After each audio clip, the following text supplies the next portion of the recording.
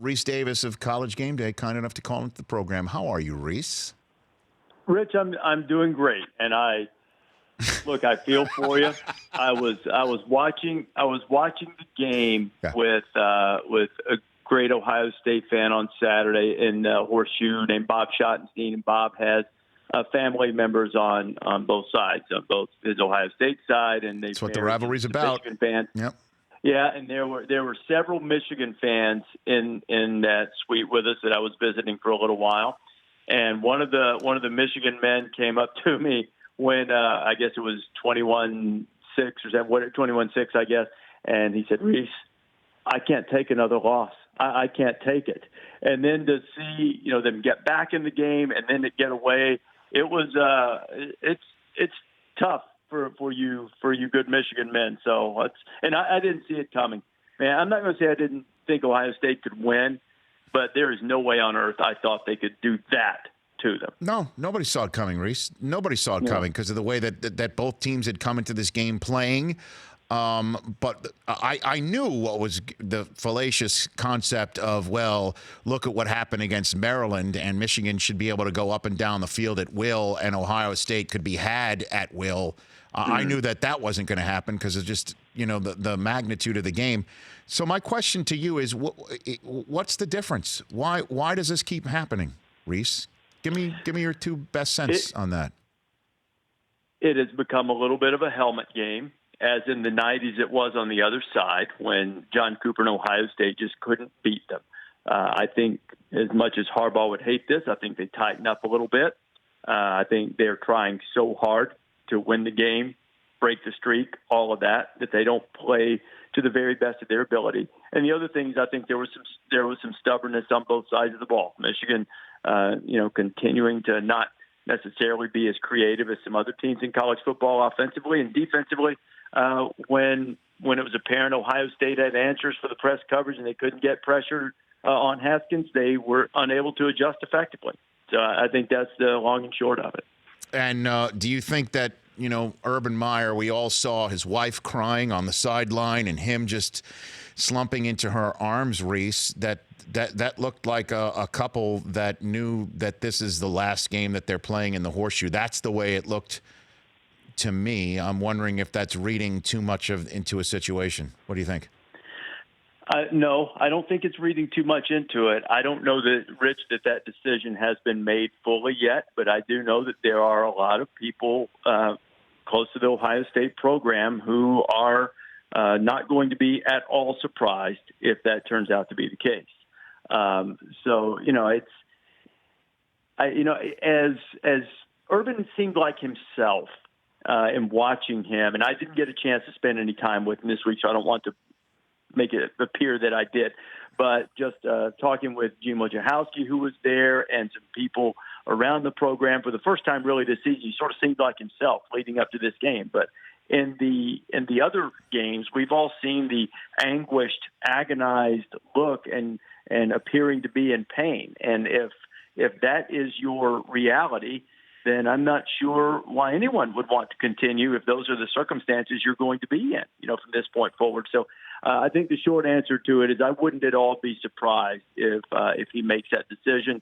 But I haven't heard anything that would indicate that is a foregone conclusion up to this point. And before we get into the short-term future of Ohio State and its national title hopes, what are you hearing about Michigan? Are you hearing? I'm not hearing anybody in the fan base or I guess booster base wanting Jim Harbaugh's head on a plate. But what do you think happens here for Michigan on out? First of all, you're exactly right about that. I know he's got every ounce of support from Ward Manuel, the athletic director, and everything there. A lot of times what happens when you have a moment like that, when it all comes crashing down, it sort of makes you give yourself an honest self-evaluation. Jim's an excellent coach, as you know, and he's done a really, really good job with building up and rebuilding the program. But, they need to get over the hump. And I think that, I don't know if that means adapting a little bit as we have seen Alabama do offensively with your offense, so you get a few more explosive plays if it's landing some more difference-making recruits on the edges, whether it's a change in philosophy for any of this type of stuff. This type of loss can be a turning point type of moment when you start evaluating where you have fallen short. And clearly Michigan has fallen short in this game particularly.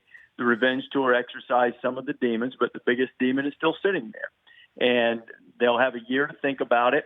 And Michigan can't be defined solely by winning this game, but a hefty part of the definition must be winning it, because usually you have to win a championship. Mm-hmm. So, he has to, I think, evaluate whether he wants to do a little more on offense, whatever that means, or if he's got too many cooks in the kitchen on offense. Is he too involved? Is he not involved enough? All of those things that you can only answer if you're behind the closed doors. Mm-hmm. But I do think it's a real opportunity for Michigan to look inward and say, okay, what do we have to do? It's not good enough to bludgeon our head against the wall and think that we're going to be tougher, meaner, enthusiasm unknown to mankind, and we will just outwill you.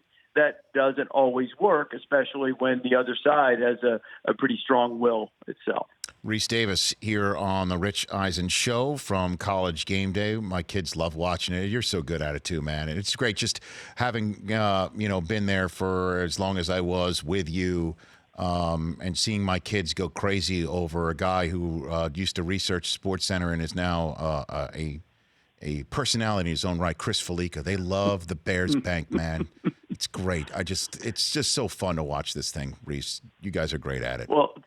Well, thank you very much. I appreciate that. Now, and you feel really good for the Bear, because for years, those of us who worked there knew yes. what type of savant he was and how extensive his knowledge is, not only in college football, but horse racing, golf, you name it. That guy knows everything. And to see him sort of evolve, past that, and now is a part of the college football landscape and one of the beloved figures on our show. It's been really cool for him, and I'm happy for him, and he's a lot of fun, and he's got some strong opinions, and he's not shy about sharing them. That makes it fun. It's great. It really is just great. So when it's said and done tomorrow night, I'm expecting here Georgia fourth, just so they could set it up for the SEC championship game and get Oklahoma fans and Ohio State fans in a full froth. What do you think?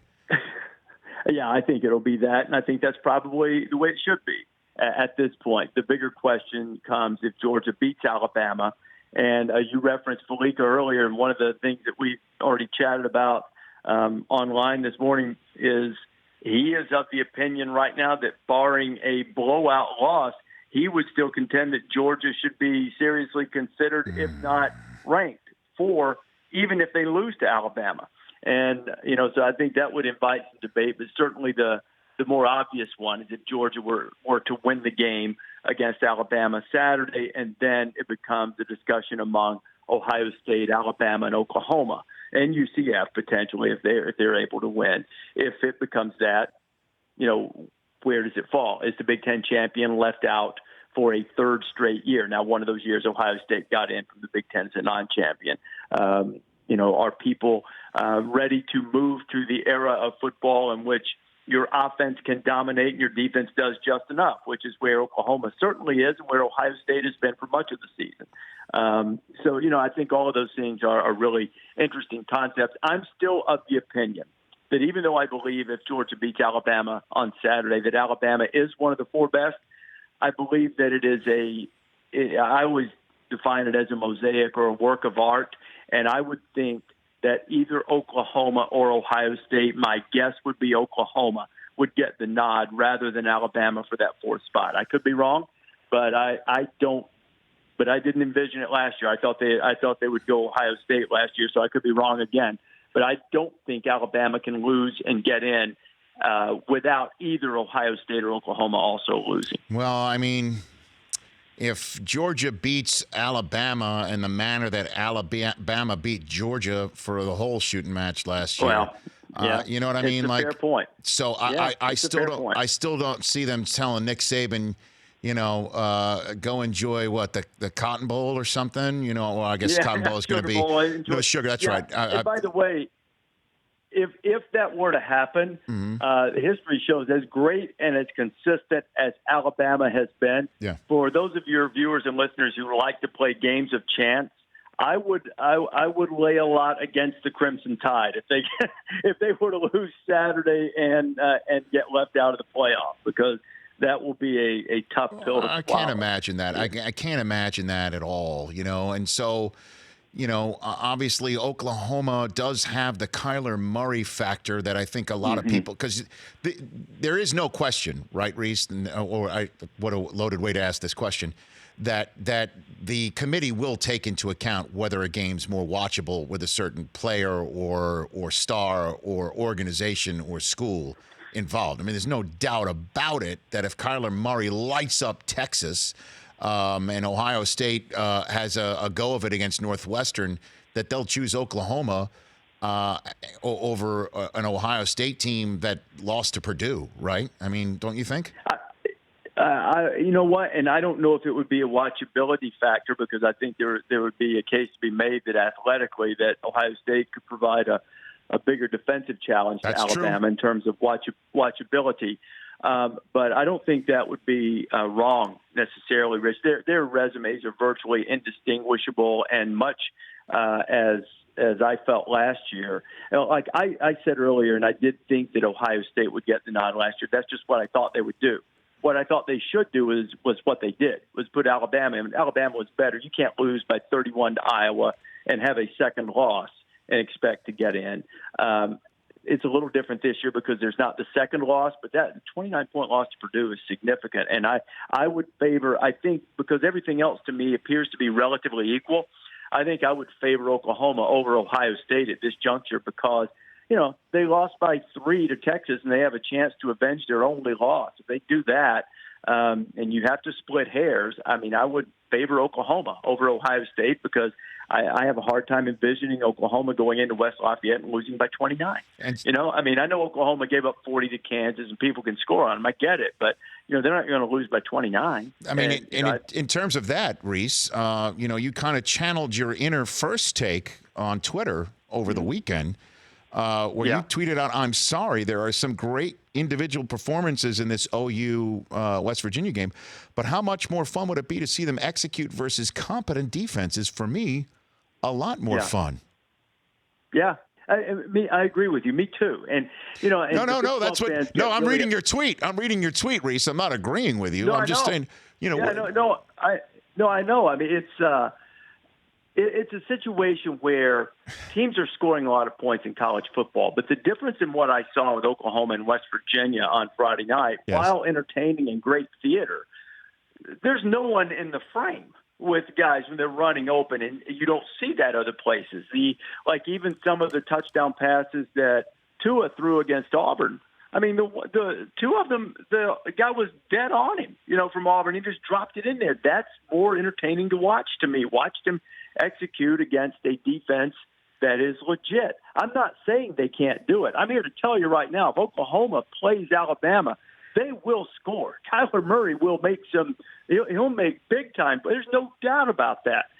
I just don't need to see him out in a skeleton drill, with nobody in the frame with any chance of covering. All right, Rece, before I let you go, I noticed your guest picker was Bryce Harper.